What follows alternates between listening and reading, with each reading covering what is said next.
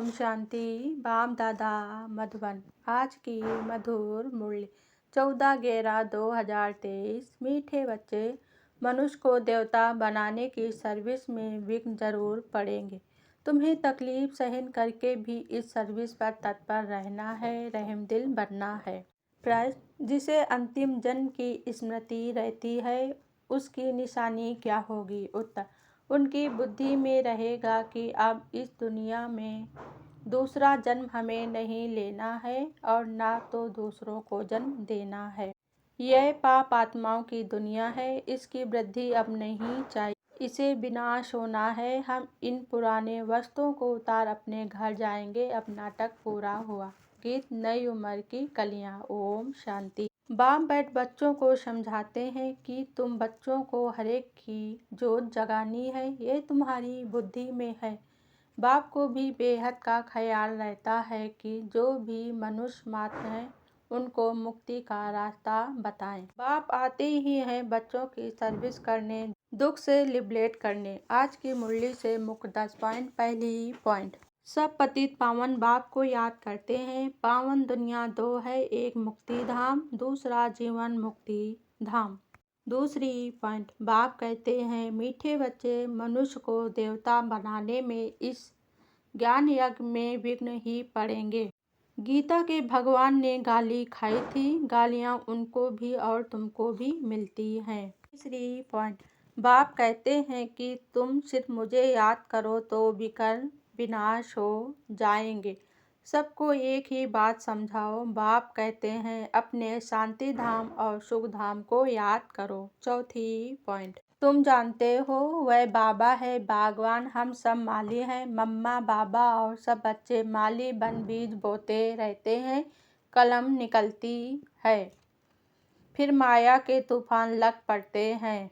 पांचवी पॉइंट: घड़ी घड़ी देह अभिमान में आ जाते हैं, अगर देह अभिमान में ना आए तो अपने को आत्मा समझे। सतयुग में भी अपने को आत्मा तो समझते हैं ना। छठवीं पॉइंट: अब तुम समझते हो कि वापस जाना है, विनाश होना ही है। बॉम्ब्स की टायल भी ले रहे हैं, गुस्से में आकर फिर ठोक देंगे। बाप कहते हैं मुझ परम पिता परमात्मा को याद करो। सातवीं पॉइंट: दिन प्रतिदिन तुम्हारी उन्नति होती रहेगी, क्योंकि गुह्य ज्ञान मिलता है, समझाने के लिए है। सिर्फ अल्प की बात, अल्प को भूले तो आर फन हो गए, दुखी होते रहते हैं। आठवीं पॉइंट: अब बाबा विशाल बुद्धि देते हैं चक्र को समझने की। यह भी लिखा हुआ है विनाश काले विपरीत बुद्धि, यादव और कौरवों ने पीत नहीं रखी। नवीं पॉइंट: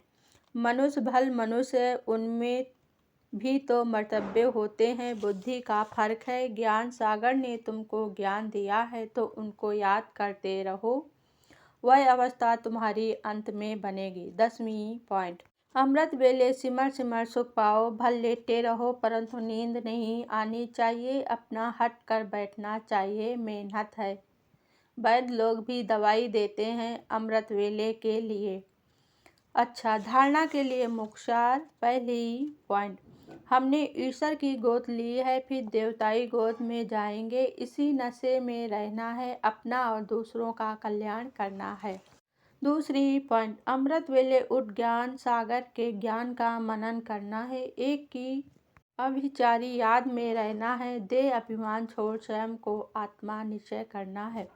वरदान बाबा ने आज दिया, अमृत वेले से रात तक याद के विधि पूर्वक हर कर्म करने वाले सिद्धि स्वरूप भव। अमृत वेले से लेकर रात तक जो भी कर्म करो याद के विधि पूर्वक करो तो हर कर्म की सिद्धि मिलेगी। सबसे बड़े से बड़ी सिद्धि है प्रत्यक्ष फल के रूप में अतीन्द्रिय सुख की अनुभूति होना। सदा सुख की लहरों में, खुशी की लहरों में लहराते रहेंगे तो यह प्रत्यक्ष फल भी मिलता है और फिर भविष्य फल भी मिलता है। इस समय का प्रत्यक्ष फल अनेक भविष्य जन्मों के फल से श्रेष्ठ है। अभी अभी किया, अभी अभी मिला, इसको ही कहते हैं प्रत्यक्ष फल। स्लोगन आज बाबा ने दिया, स्वयं को निमित्त समझ हर कर्म करो तो न्यारे और प्यारे रहेंगे, मैं पन आ नहीं सकता। ओम शांति।